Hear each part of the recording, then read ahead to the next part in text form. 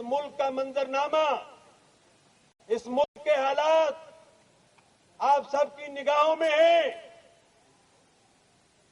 ہم میں سے ہر کوئی آسانی سے یہ دیکھ سکتا ہے، ہمیں نظر آ رہا ہے کہ ہمارا رویہ شکر گزاری کا نہیں بلکہ کفران اور ناشکر پن کا ہے۔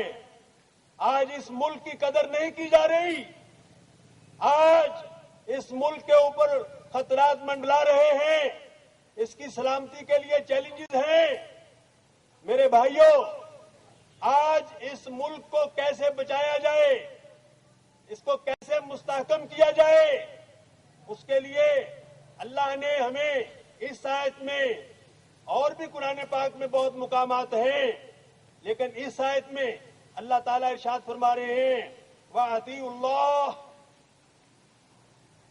اللہ کی غلامی اختیار کر لو، اللہ کی اطاعت اور فرمانبرداری کی طرف آ جاؤ، وَرَسُولَهُ، اور اللہ کی اطاعت کیسے کرو؟ جس طرح اللہ کے رسول صلی اللہ علیہ وسلم تمہیں بتائیں، جیسے انہوں نے کر کے دکھائی تھی، ویسے اللہ کی اطاعت کی طرف آ جاؤ۔ وَلَا تَنَازَعُوا، اور باہم جھگڑو نہیں۔ میرے بھائیوں، آج ہم جس شہر میں رہ رہے ہیں، اس شہر میں ہم ہر روز پڑھتے ہیں، سنتے ہیں، دیکھتے ہیں کہ کتنے مسلمانوں کو ہلاک کر دیا جا چکا ہوتا ہے، ہر روز لاشیں گر رہی ہیں۔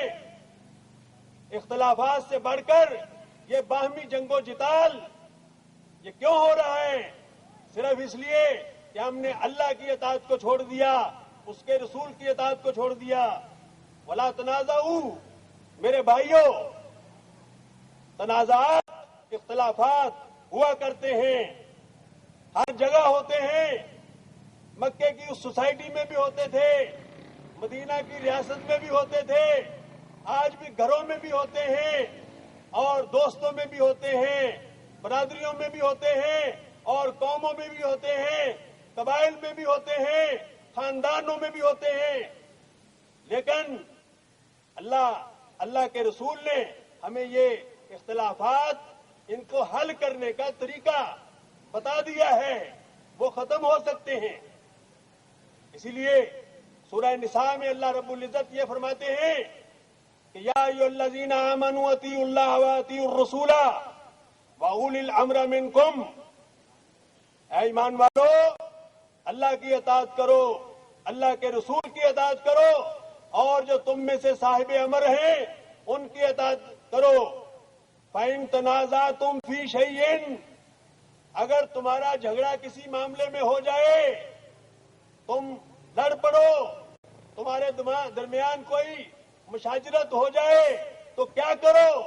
نسخہ بتایا جا رہا ہے فَرُدُّوهُ إِلَى اللَّهِ وَالرَّسُولِ، کہ اس معاملے کو لے جاؤ اللہ کی کتاب کے سامنے اور اللہ کے رسول صلی اللہ علیہ وسلم کی سنت کے سامنے۔ ان کنتم تؤمنون باللہ، اگر تمہارا اللہ پر ایمان ہے، اگر تم آخرت کو مانتے ہو، تو تمہارا طرز عمل یہ ہونا چاہیے کہ تم کتاب و سنت کے فیصلے کو تسلیم کرو۔ ذالک خیر واحسن تاویلا، یہی بہترین انداز ہے اختلافات کو طے کرنے کا۔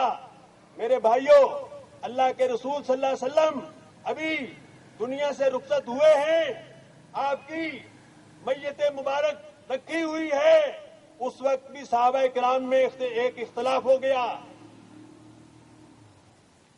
حضرت عائشہ سلام اللہ علیہا، ترمذی شریف کی روایت ہے، وہ کہتی ہیں کہ لما قبض رسول اللہ صلی اللہ علیہ وسلم، کہ جب رسول کریم صلی اللہ علیہ وسلم کی وفات ہوئی، اختلافو فی دفنہ، تو صحابہ کی جماعت میں اس بات پر اختلاف ہو گیا کہ نبی کریم صلی اللہ علیہ وسلم کو کس جگہ دفنایا جائے۔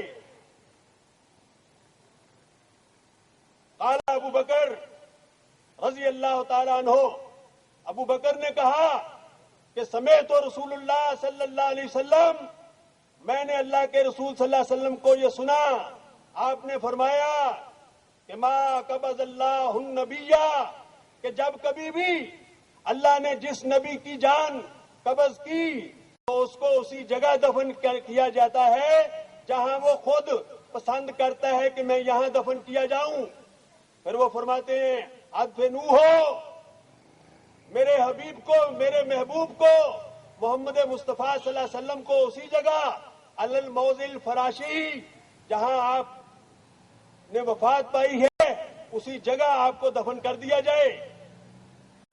یہ دلیل آ گئی، قول رسول فیصل ہوا، دلیل آ گئی، اور سب نے سر جھکا دیے اس دلیل کے سامنے۔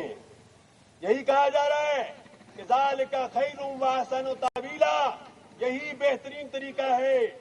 فتفشلوا، اگر تم یہ نہیں کرو گے، اللہ کے رسول، اللہ کی اطاعت نہیں کرو گے، اللہ کے رسول کی اطاعت نہیں کرو گے، اور باہم لڑتے جھگڑتے رہو گے، تو پھر تم کمزور ہو جاؤ گے، تمہاری قوت پارا پارا ہو جائے گی، وَتَذْهَبَ رِيحُكُمْ، اور دشمن کے سامنے تمہاری ہوا اکھڑ جائے گی۔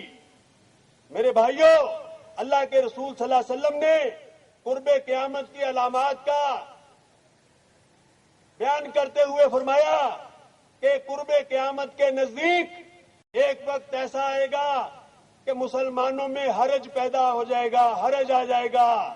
صحابہ نے پوچھا یا رسول اللہ یہ حرج کیا ہوتا ہے؟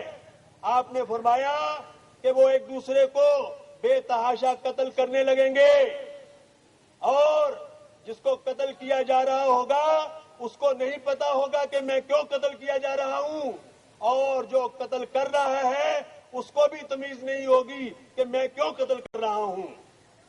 کیا آج ہمارے معاشرے کی صورتحال یہی نہیں ہے؟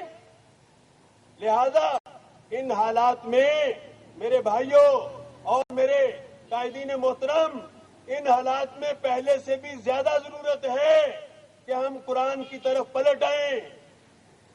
اس قرآن کی طرف آئیں گے تو انشاءاللہ ہمارے حالات بدلیں گے۔ اسی لیے کہا گیا حالات نازک ہیں، حالات مشکل ہیں، اور یہ مشکلات تم نے اپنے ہاتھوں کی، تمہارے ہاتھوں کی کمائی ہے۔ وَاصْبِرُوا، صبر کرو، انتظار کرو۔ اس دھندے میں، اس کاروبار میں یہ جو ہو رہا ہے لاشیں گرانے کا، اس میں تم نے ملوث نہیں ہونا، تم نے دور رہنا ہے۔ ان اللہ مع الصابرین، اگر تم ایسا کرو گے تو انشاءاللہ اللہ کی مدد تمہارے ساتھ ہوگی، کیونکہ اللہ صبر کرنے والوں کے ساتھ ہوا کرتا ہے۔ برادران محترم، یہ ہے قرآن کا وہ پیغام کہ اگر ہم اپنی بقا چاہتے ہیں، اگر ہم اپنے اندر سے اور اپنے باہر سے اپنے دشمنوں کا مقابلہ کرنا چاہتے ہیں، اور اس پاکستان کو باقی دیکھنا چاہتے ہیں، اس کی بقا اور اس کے استحکام کو ہم دیکھنا چاہتے ہیں، اس سے خیر خواہی کرنا چاہتے ہیں، تو اس کا ایک ہی راستہ ہے کہ ہم سب اپنی زندگیوں کو اللہ اور اس کے رسول کی غلامی میں لائیں، اور